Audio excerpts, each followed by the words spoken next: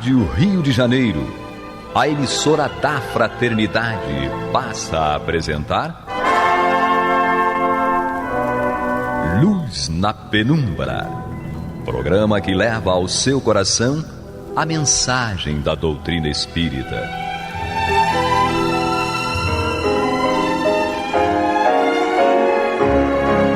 E com vocês, Eduardo Araújo, para o estudo de O Livro dos Médiuns, da obra codificada por Allan Kardec.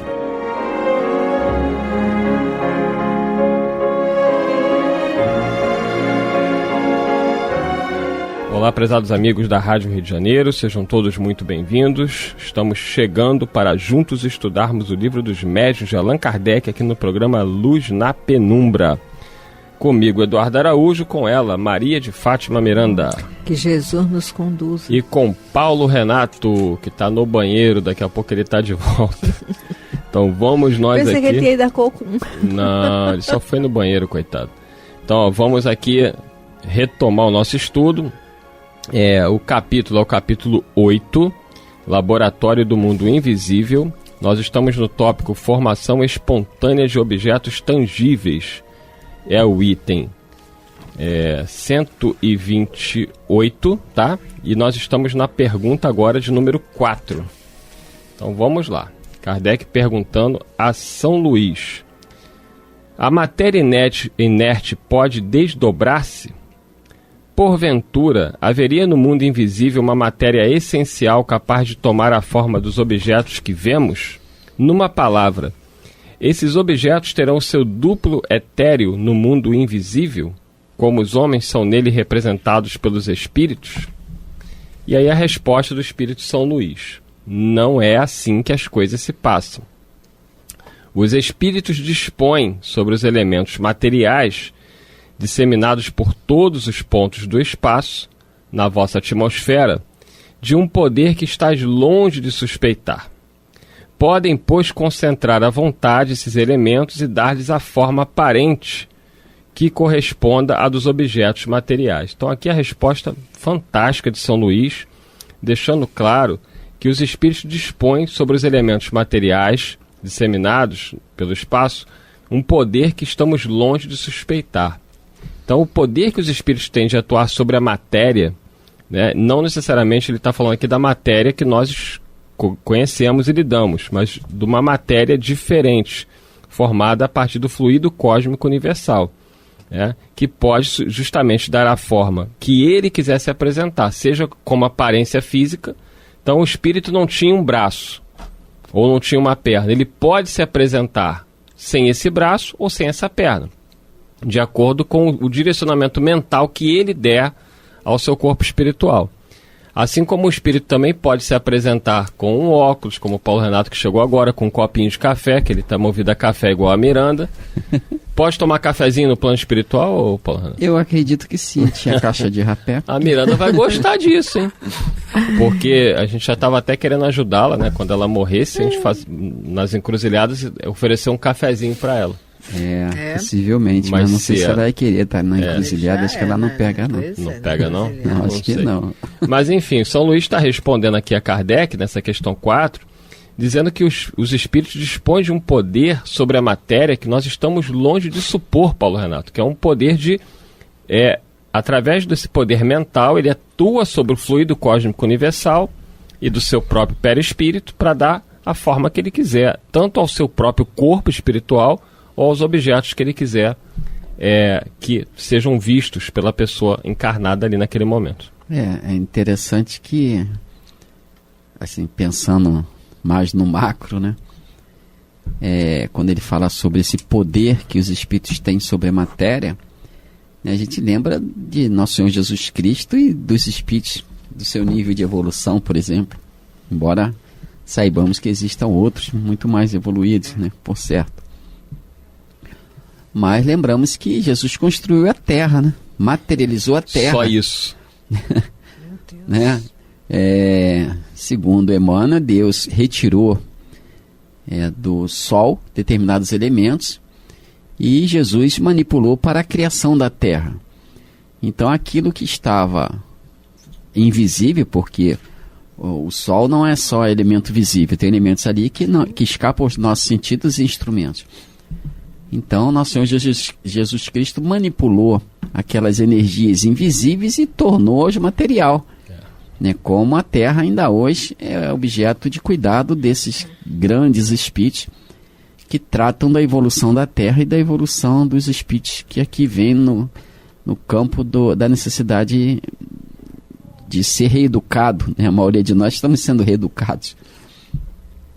Então é interessante pensar nesse poder. Às vezes a gente se perde nessas divagações, né? Que tamanho, que grandeza, né? Que força de pensamento e sabedoria não tem esses espíritos para manipular forças que são, a gente vê na televisão, determinados programas, quando fala do cosmos, né, aquelas forças incomensuráveis que o ser humano teme, né? A gente teme o tsunami, que é uma força imensa, teme meteoro, meteorito, abalo sísmico, mas isso não é nada em termos de universo, de movimento, digamos, dos átomos, da energia que faz com que o universo seja o que é. Quer dizer, uma força mental poderosíssima atua sobre isso e atuou na formação da Terra. Interessante, né? Interessante. Vocês estão conversando, eu estava refletindo assim, fazendo uma comparação com a vida na Terra, não é? Desde o momento do nascimento biológico ali, bebezinho bem frágil e tal, aí vai desenvolvendo as habilidades motoras para lidar no mundo material. Então eu fico pensando assim, esse estágio que nós nos encontramos, enquanto nós precisamos, por necessidade própria, reencarnar em mundos tão densos, é porque é como se nós estivéssemos na infância espiritual, precisando lidar com a matéria concreto para adestrar nosso pensamento para atingir esferas e condições que nos transcendem agora a compreensão, não é? Porque um espírito como Jesus, em essência, é toda uma vida mental. Sabe o que é isso, não é? E se ele está nesse nível, e nós sabemos que existem seres que estão no mesmo patamar de moral dele, mas que intelectualmente estão alçando voos que transcendem, aos quais ele também está destinado, nós vamos ver a grandeza desse Pai que nos possibilita na jornada evolutiva e permanecermos no estado que nos encontramos, por necessidade educativa, mas não só da educação da emoção, mas da habilidade, destreza, coração e mente no bem, para que possamos alçar esse voo. Essas coisas são realmente para meditar, né? Às vezes cansa o pensamento, mas a gente tem que meditar sobre elas. Mas a importância do estudo, sabe? Sem estudar não dá para compreender.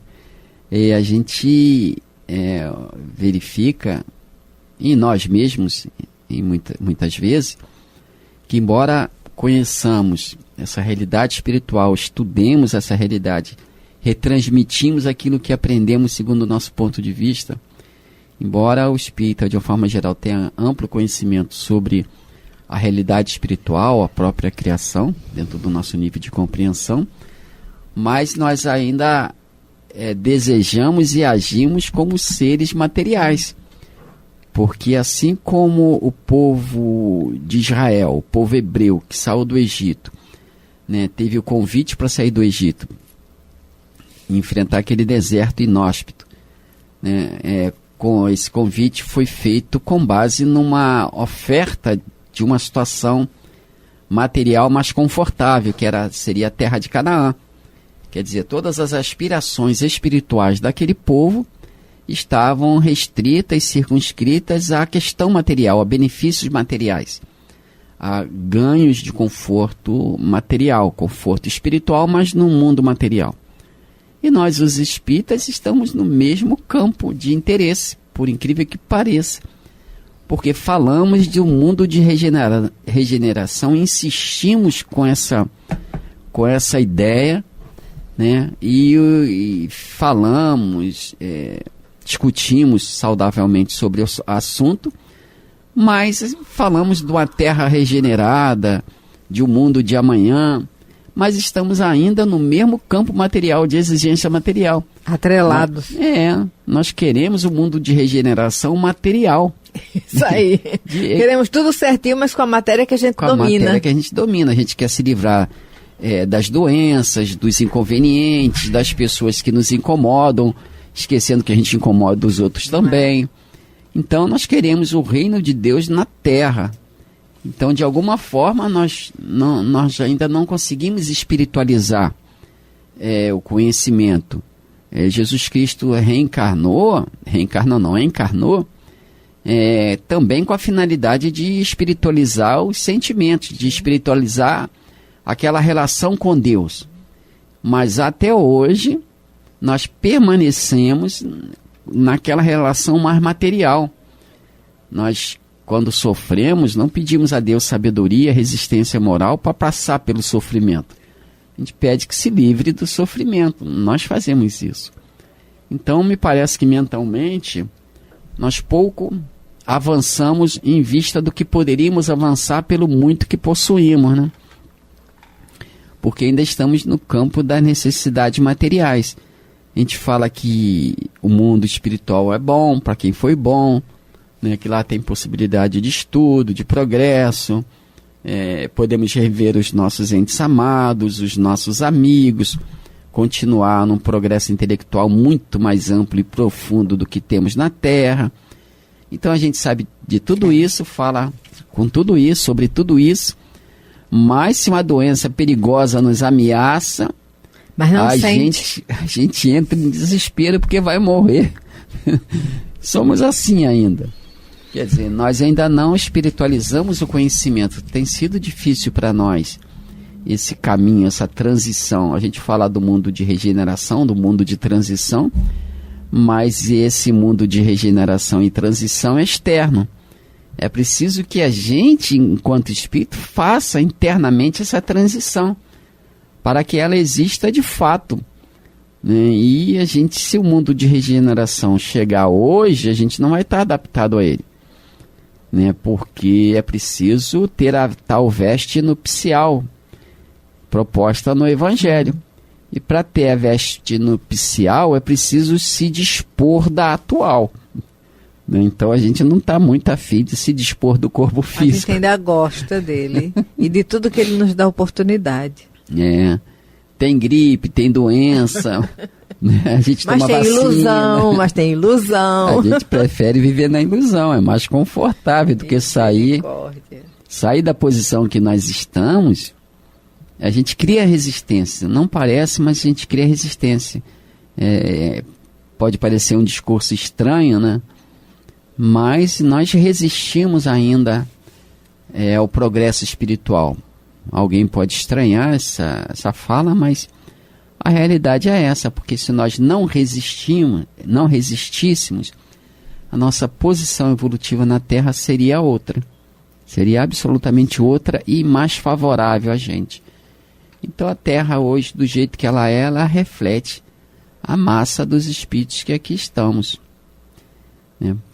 Uma hora nós vamos colocar a vontade na direção certa, como dizia o apóstolo Paulo.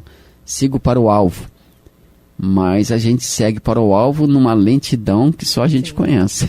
Fico imaginando que os espíritos que no momento estão reencarnando na Terra, com o mínimo de lucidez possível, já idealizam um esforço nessa proposta, não é? De se desprenderem mais, de serem mais objetivos na proposta de estarem no corpo físico. A gente vê, a Terra recebeu grandes almas, né? Que a gente fica admirado pela maneira como eles viveram, abstraindo aí, tirando os próprios apóstolos iniciais, aqueles de mais destaque histórico. Nós tivemos o Francisco de Assis, né?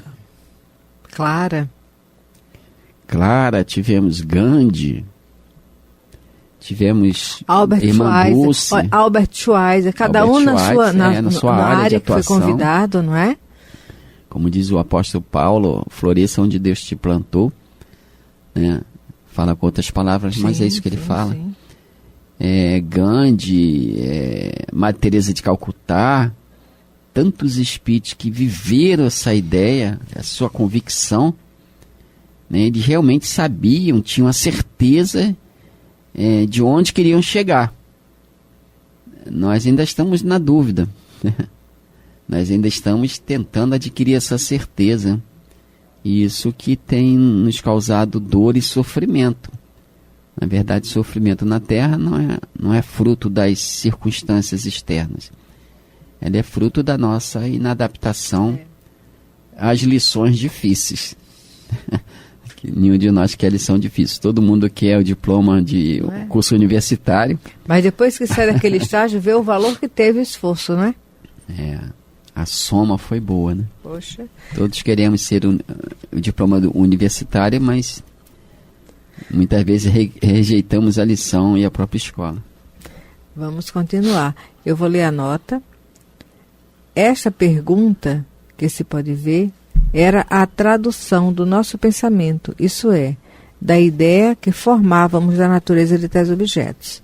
Se as respostas, conforme alguns o pretendem, fossem o reflexo do pensamento, houvéramos obtido a confirmação da nossa teoria, e não da teoria contrária. Ele está fazendo a nota em relação à pergunta número 4, que nós acabamos de comentar.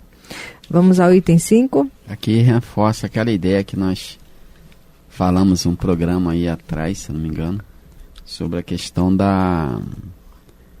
de ser uma ilusão, Sim. né? De ser uma leitura de pensamento, qualquer coisa que o valha.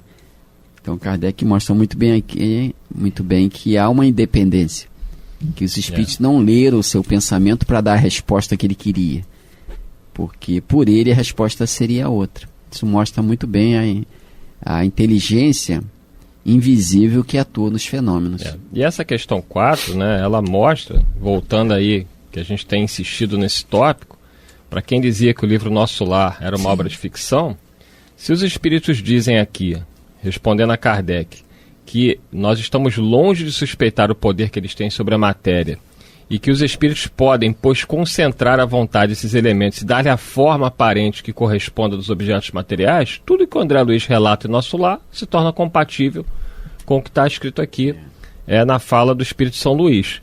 E vai reforçar mais ainda, porque as próximas perguntas, Kardec vai aprofundando cada vez mais, e nós vamos ver até que ponto os espíritos podem chegar em relação à atuação deles sobre a matéria.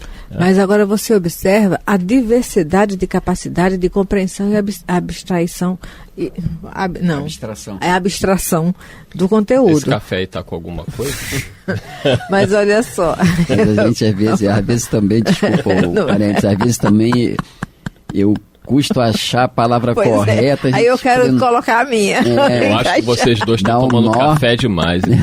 Mas você observa, porque são companheiros que até dá prazer em ouvi-los, porque eles têm uma lógica de raciocínio, uma clareza, não é? Eu aprendo muito com todos, e especialmente com aqueles que às vezes têm uma compreensão diferenciada de mim, daqueles estudos que fazemos, porque são mentes que têm uma claridade de raciocínio, mas leram Kardec, estudaram Kardec, mas não conseguiram, sabe, tirar do conteúdo de Kardec esta compreensão. É isso. Vamos nós? Continua aí, Maria de Fátima Miranda. A Miranda está rindo da palavra abstraição. Mas tá bom, serve, neologismo. Kardec criou o termo espírito e espiritismo. Fiquemos com a abstração mesmo. Pergunta de número 5. Kardec vai insistir. Faço novamente a pergunta de modo categórico, a fim de evitar todo e qualquer equívoco. As vestes com que os espíritos se cobrem são alguma coisa? Resposta de São Luís. Creio que a minha resposta precedente resolve essa questão. Não sabeis que o próprio perispírito é alguma coisa? Kardec já tinha entendido, mas ele quis reforçar para que nós não ficássemos com dúvida. Isso. Então, assim, é óbvio que aquilo que os espíritos se apresentam, o próprio corpo espiritual é alguma coisa, é matéria. Sim. Uma matéria diferente da matéria que nós estamos agora aqui num corpo encarnado, mas tem o mesmo princípio, que é uma modificação da matéria do fluido cósmico universal. E tudo o que os espíritos se apresentam, seu vestuário, seus acessórios, tudo é matéria, né? É real. Quando eles usam o termo aparência, é porque eles querem diferenciar do objeto material de uso aqui na Terra daquele objeto, daquele acessório que o espírito está apresentando ali espiritualmente. Aí agora nós vamos entrar no item da modificação das propriedades da matéria. Então, um novo tópico aí desse item 128, correto? Sim. Isso. Que aqui eu demoro para ver, vocês veem mais rápido no livro aí. Então, tópico agora, modificação das propriedades da matéria. Kardec vai continuar fazendo as perguntas. Presume-se, com base nessa explicação, que os espíritos submetem a matéria etérea às transformações que bem entendam. Ó, mais uma vez aí a gente reforça aquilo que acontece lá em nosso lar, né? Então, olha a pergunta de Kardec. Assim, por exemplo, com relação à caixa de rapé, o espírito não a encontrou completamente feita. Ele mesmo a fez, no momento em que teve necessidade dela, por ato da sua vontade. E do mesmo modo que a fez, pôde desfazê-la. É isso mesmo que acontece com todos os outros objetos, como vestuário, joias, etc? Sim. Responde São Luís, mais evidentemente. Isso mesmo. Só confirmando. Desfazê-la. Vamos lá, Kardec continua. Questão 7. A caixa de rapé era tão perfeita que produziu na mulher a ilusão de uma tabaqueira material. O espírito poderia ter tornado tangível para ela? Resposta: poderia. Então, olha, isso aqui é muito importante. Porque o espírito não só pode dar a aparência, como ele pode tornar o objeto tangível, a ponto de nós tocarmos o objeto. E as perguntas seguintes vão mostrar isso. Questão 8. Já que é assim, aquela senhora poderia tomá-la, a tabaqueira, a caixa de rapé, nas mãos, certa de estar segurando uma caixa de rapé verdadeira? Sim.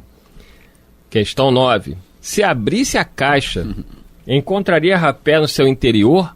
E se aspirasse o rapé, ele a faria espirrar? Resposta de São Luís: sim. Aí agora Kardec vai chegar onde ele quer. Questão 10.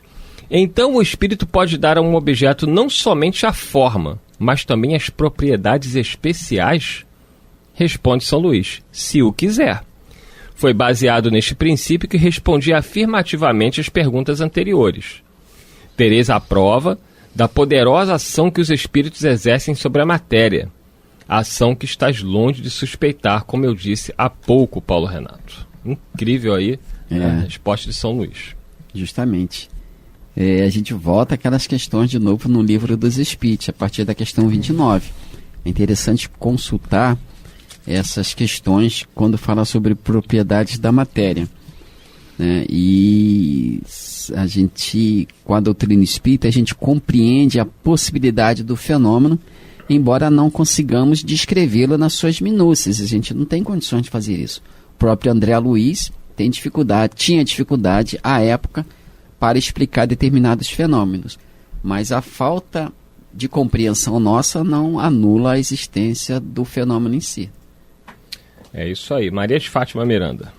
É exatamente isso, né? A gente fica refletindo mais uma vez todo esse ensaio, toda uma preparação para que tenhamos condições e habilidade para usar o pensamento verdadeiramente naquilo que ele nos foi dado oportunidade, o bem, o bom e o belo. É isso aí. Chegamos aí ao final de mais um programa, né? Tema importantíssimo, né? Vamos continuar na semana que vem. Kardec vai aprofundar ainda mais as perguntas, são perguntas impressionantes e as respostas são mais incríveis ainda. Então aguardem aí fortes emoções, você que já está quase pirando, né? Prepare o seu café ou um chazinho, né? Um chazinho de camomila. Camomila é bom. Né? Para vocês ficarem bem calminhos. Cidreira. Cidreira. Faça desse momento também um momento de estudo para você. Isso, Sente à mesa, faz suas anotações, né? Indague, deixa pergunta, deixa dúvida, e numa oportunidade tenta tirar essas dúvidas. Então, muita paz a todos e até semana que vem, se Deus quiser. Deus nos abençoe. Que Jesus nos conduza. Você está ouvindo o programa Luz na Penumbra.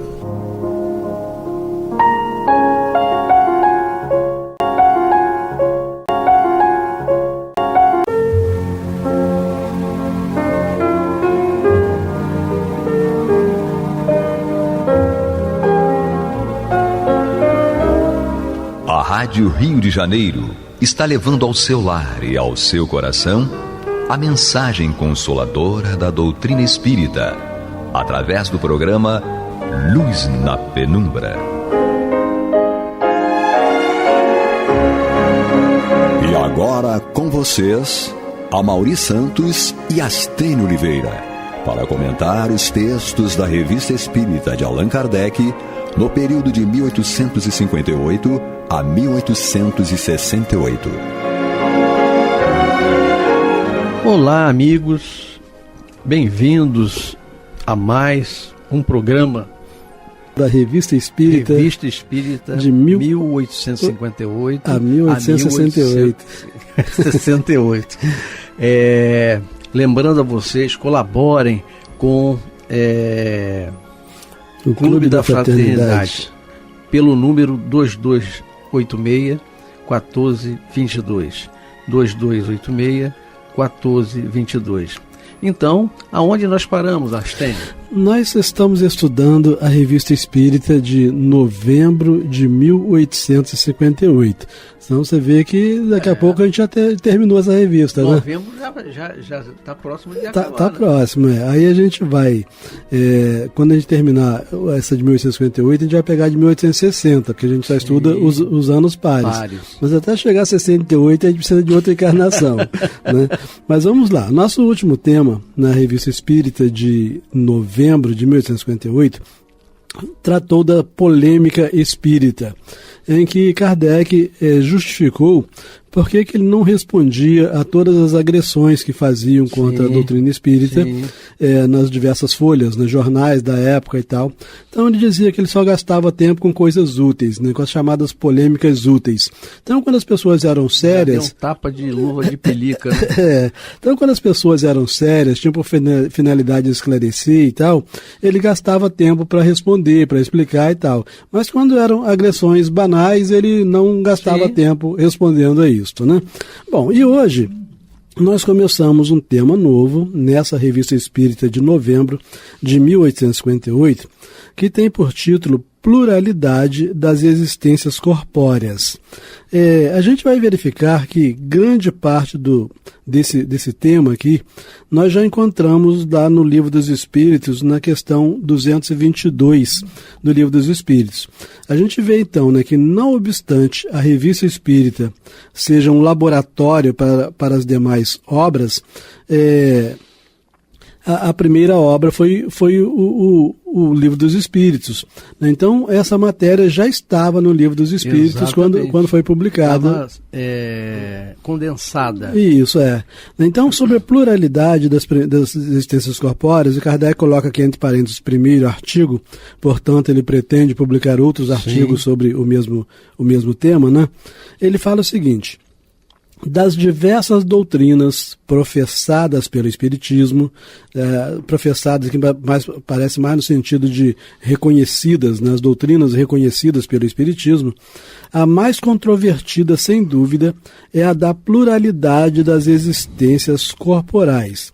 Então, a ideia das vidas sucessivas, segundo Kardec, é uma doutrina. E essa doutrina, porque não é uma doutrina criada, não foi o Espiritismo que criou a reencarnação ou as vidas sucessivas. Então, essa doutrina das vidas sucessivas vem de muito longe, como ele vai explicar aqui mais na frente. E ele fala que das doutrinas existentes, né, e admitidas pela doutrina espírita, a mais controvertida é a da pluralidade das existências corporais, também chamada de reencarnação. Embora essa opinião seja agora partilhada por grande número de pessoas, que opinião de que há vidas sucessivas, de que há reencarnação. Embora essa opinião seja agora partilhada por grande número de pessoas e que por nós já tenha sido tratada em diversas ocasiões, acreditamos ser um dever nosso, em razão de sua extrema gravidade, examiná-la aqui de maneira mais aprofundada, a fim de responder às inúmeras objeções que ela tem suscitado. Então,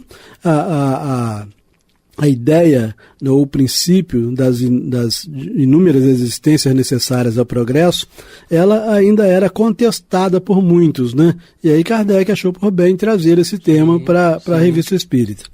Antes de entrar a fundo na questão, algumas observações preliminares se nos parecem indispensáveis. Não é novo, dizem alguns, o dogma da reencarnação. Então a gente vê que em mais de uma ocasião Kardec diz que a reencarnação é um dogma. E obviamente que dogma deve ser entendido como aquele ponto indiscutível. Doutrina espírita sem reencarnação não existe. Exatamente. É um dogma, entendeu a questão? Não se abre mão desse princípio, que é a reencarnação em doutrina espírita. E, Astênio, esse dogma que Kardec fala, ele já existia, ele não é novo. Sim, outras civilizações... desde a mais remota antiguidade, China, ele mostra aqui. E Buda, então... mais de 5.000 anos. Sim, ao que tudo indica, na antiguidade a ideia da reencarnação era mais compreendida, ou se não compreendida, pelo menos mais acatada do que na atualidade. Exatamente. Então ele fala assim, não é novo, dizem alguns, o dogma da reencarnação.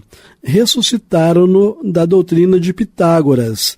Então, é o Kardec que ele está falando a respeito das discussões que são travadas a respeito da reencarnação. Então, existem aqueles que falam que o dogma da reencarnação não é novo. E a doutrina espírita nunca quis que o dogma da reencarnação fosse novo. Então, olha o que ele disse anteriormente. Ele falou, antes de entrar a fundo na questão, algumas observações preliminares se nos parecem indispensáveis. Não é novo, dizem alguns, então não é ele que está dizendo, dizem alguns, o dogma da reencarnação. Ressuscitaram-no da doutrina de Pitágoras.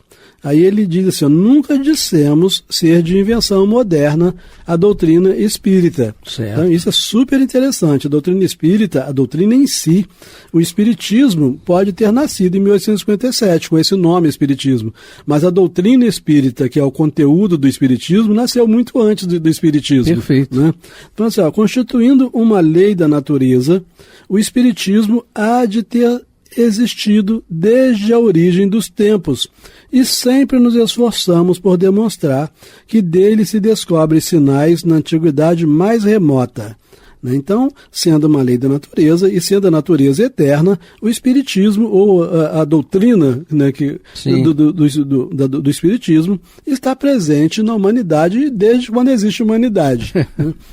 Então, Pitágoras, como se sabe, não foi o autor do sistema da metempsicose. Agora, obviamente, nós sabemos que a metempsicose está ligada à ideia do retorno do espírito a corpos de animais, até de vegetais, e daí por diante. E a metempsicose não é acatada, não é admitida pelo espiritismo. Mas ele diz aqui, então, mas de qualquer forma tem a ideia do retorno. Sim. Ainda que com o absurdo do retorno em alma de animais e tal, mas é a ideia de retorno, de que a alma prossegue e tal. Bom, Pitágoras, como se sabe, não foi o autor do sistema da metempsicose. Ele o colheu dos filósofos indianos e dos egípcios, que o tinham desde tempos imemoriais. Então, a metempsicose, que era o retorno da alma, embora pudesse ser num corpo humano ou em outros corpos, existe desde tempos imemoriais. E o Pitágoras, que defendia a metempsicose, não foi o primeiro a criar a ideia da metempsicose. Bom, a ideia da transmigração das almas formava, pois, uma crença vulgar. Olha, por que eu falei ainda há pouco, que parece que era mais comum, era mais conhecida a reencarnação nos tempos mais remotos do que atualmente. Porque atualmente a crença da reencarnação ainda não é vulgar, no sentido de ser a maioria da população que a admite, que a acata, Acatam outras. Acatam outras, mas não a reencarnação. Não a reencarnação. Então ele fala assim, a ideia da transmigração das almas formava, pois, uma crença vulgar, aceita pelos homens mais eminentes. De que modo a adquiriram essa crença na reencarnação? Por uma revelação ou por uma intuição? Ignoramo-lo. Seja como for, o que não padece dúvida é que uma ideia não atravessa séculos e séculos, nem consegue impor-se a inteligências de escola se não tiver algo sério. Então, uma ideia que atravessa tantos milhões de anos, não pode ser uma ideia falsa, né? Exatamente. E fala assim, a ancianidade dessa doutrina da reencarnação, Sim. em vez de ser uma objeção, seria prova a seu favor. Contudo, entre a metempsicose dos antigos e a moderna doutrina da reencarnação, há, como também se sabe, profunda diferença, assinalada pelo fato de os espíritos rejeitarem de maneira absoluta a transmigração da alma do homem para os animais e reciprocamente. Então isso deve ser mais um dogma, né? Não admitirmos em qualquer hipótese a possibilidade de uma alma humana reencarnar num animal, né? Já que a alma humana é a evolução, o progresso que nós entendemos.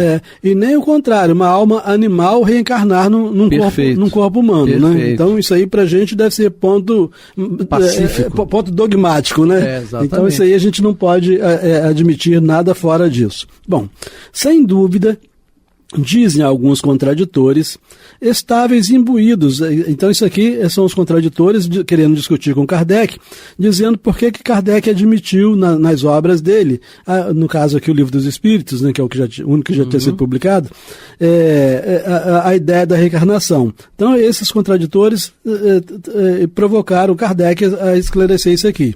Ele fala, sem dúvida, dizem alguns contraditores, estáveis imbuídos dessas ideias, razão porque os espíritos se apegaram à vossa maneira de ver. Então, diziam os contraditores que, como Kardec já admitia a ideia da reencarnação, que os espíritos aproveitaram a ideia que já existia nele e reforçaram a ideia, né? Eis aí um erro que prova uma vez mais o perigo dos julgamentos precipitados e sem exame.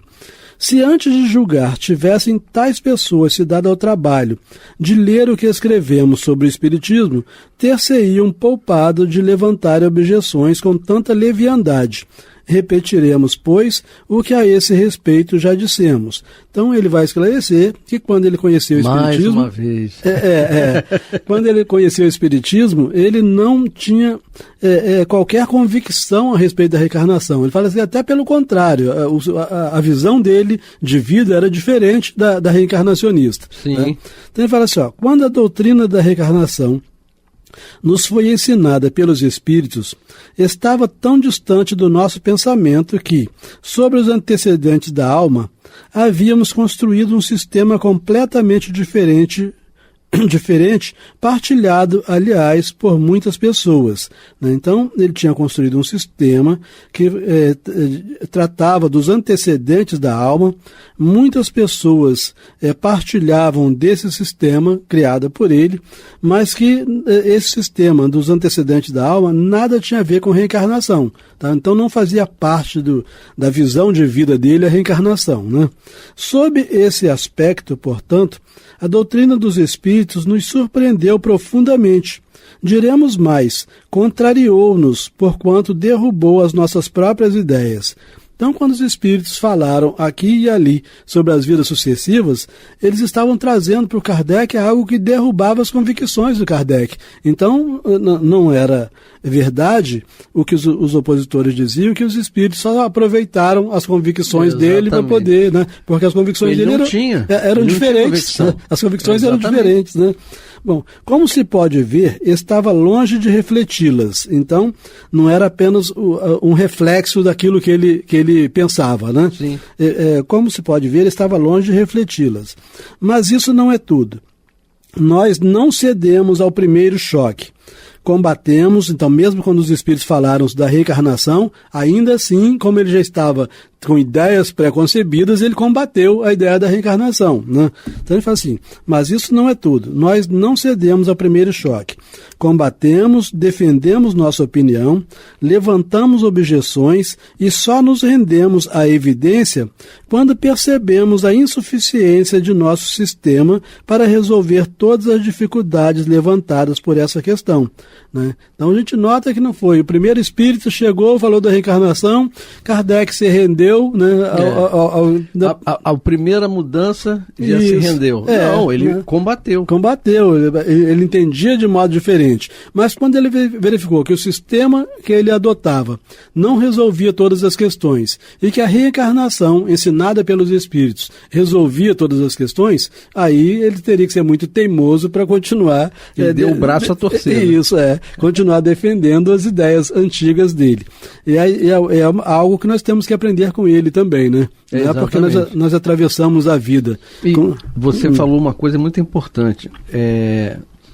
A gente tem que contestar. E contestar é criar um outro campo de visão. Sim. E Kardec não era espiritualista, nem existia isso direito, e ele contestava, combateu a doutrina, né?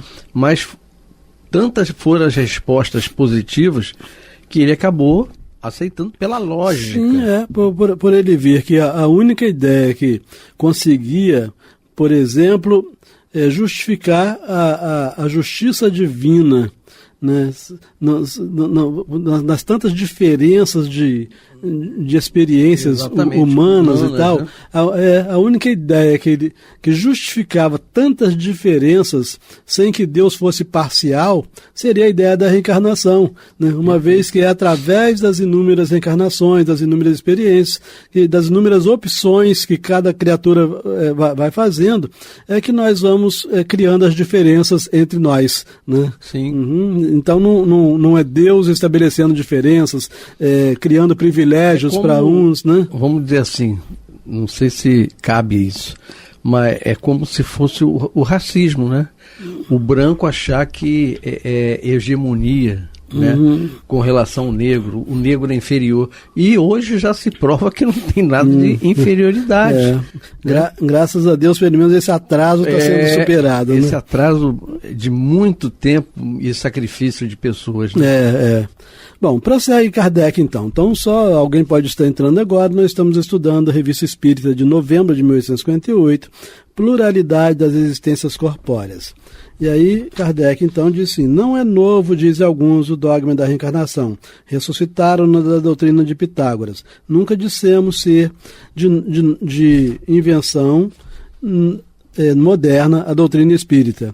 Constituindo uma lei da natureza, o espiritismo há de ter existido desde a origem dos tempos. Sim. E sempre nos esforçamos por demonstrar que dele se descobrem sinais na antiguidade mais remota. Pitágoras, como se sabe, não foi o autor do sistema da metempsicose. Ele o colheu dos filósofos indianos e dos egípcios que o tinham desde tempos imemoriais. A ideia da transmigração das almas formava, pois, uma crença vulgar, aceita pelos homens mais eminentes. De que modo o adquiriram? Por uma revelação ou por uma intuição? Ignoramo-lo. Seja como for, o que não padece dúvida é que uma ideia não atravessa séculos e séculos, nem consegue impor-se à inteligência de Escol, se não contiver algo de sério. Assim, a ancianidade dessa doutrina, em vez de uma objeção, seria prova a seu favor. Contudo, entre a metempsicose dos antigos e a moderna doutrina da reencarnação, há, como também se sabe, profunda diferença assinalada pelo fato de os espíritos rejeitarem de maneira absoluta a transmigração da alma do homem para os animais e reciprocamente. Sem dúvida, dizem alguns contraditores, estáveis imbuídos dessas ideias, razão porque os espíritos se apegaram à vossa maneira de ser. Eis aí um erro que prova uma vez mais o perigo dos julgamentos precipitados e sem exame. Se antes de julgar tivessem tais pessoas se dado ao trabalho de ler o que escrevemos sobre o Espiritismo, ter-se-iam poupado de levantarem objeções com tanta leviandade. Repetiremos, pois, o que a esse respeito já dissemos. Quando a doutrina da reencarnação nos foi ensinada pelos Espíritos, estava tão distante do nosso pensamento que sobre os antecedentes da alma havíamos construído um sistema completamente diferente, partilhado, aliás, por muitas pessoas. Sob esse aspecto, portanto, a doutrina dos Espíritos nos surpreendeu profundamente. Diremos mais, contrariou-nos porquanto derrubou as nossas próprias ideias. Como se pode ver, estava longe de refleti-las. Mas isso não é tudo. Nós não cedemos ao primeiro choque. Com combatemos, defendemos nossa opinião, levantamos objeções e só nos rendemos à evidência quando percebemos a insuficiência de nosso sistema para resolver todas as dificuldades levantadas por essa questão. Aos olhos de algumas pessoas, o vocábulo evidência, ele está destacando porque ele fala que nos rendemos à evidência, né? Sim. As evidências. Ele fala, aos olhos de algumas pessoas, o vocábulo evidência parecerá sem dúvida singular em semelhante matéria. Não será, entretanto, impróprio aos que estão habituados a perscrutar os fenômenos espíritas. Para o observador atento, há tantos fatos que, embora não sejam de natureza absolutamente material, nem por isso deixam de constituir verdadeira evidência, pelo menos do ponto de vista moral. Não é aqui o lugar de explicar esses fatos. Somente um estudo seguido e perseverante pode dá-los a compreender. Nosso fim era somente refutar a ideia de que essa doutrina é a tradução do nosso pensamento, né?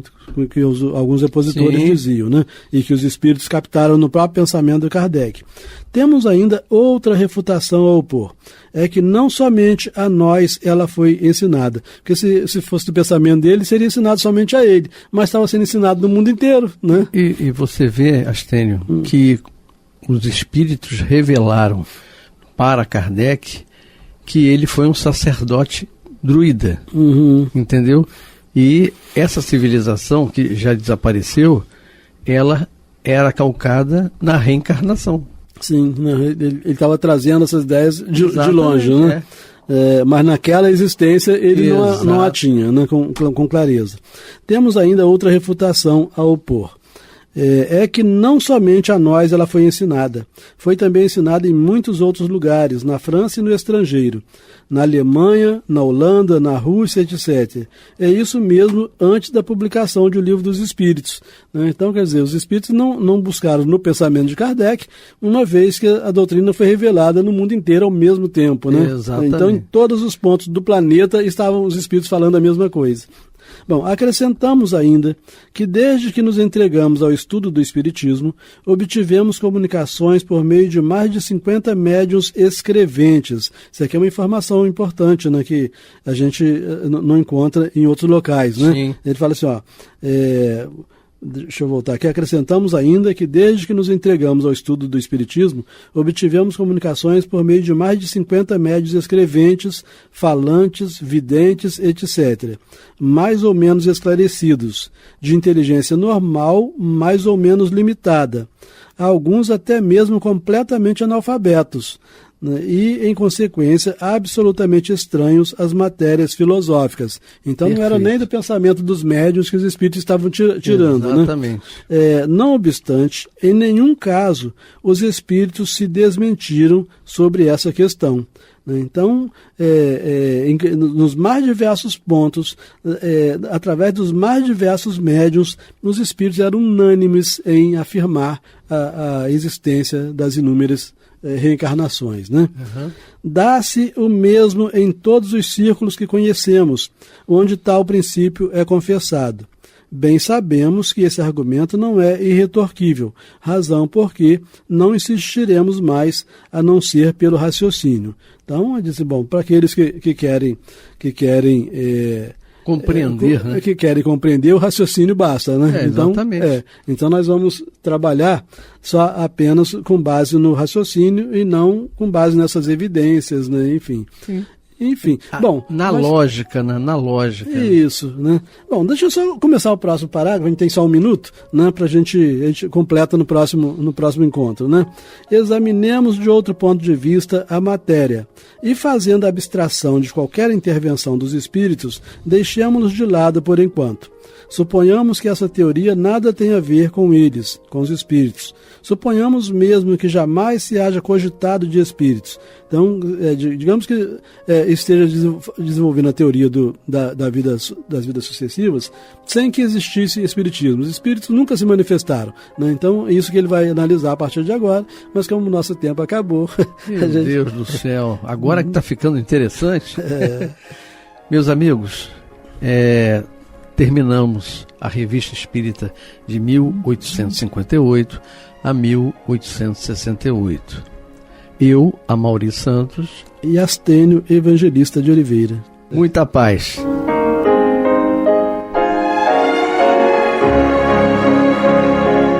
E vamos ouvir agora a prece de encerramento de nosso programa, na voz de Geraldo de Aquino. Jesus, dá-nos coragem para a luta, piedade para os insultos e misericórdia para as injustiças e ingratidões. Limpa nossa alma de inveja e ambições mesquinhas, de ódio e de vingança o nosso caminho. E que dentro em pouco, ao recolher-nos de novo ao calor do nosso leito, para que o sono nos dê a paz e o esquecimento das tristezas humanas, possamos sentir, Senhor, no mais íntimo de nosso ser, a doçura indefinível do Teu amor e a grandeza incomparável da Tua divina presença. Que assim seja.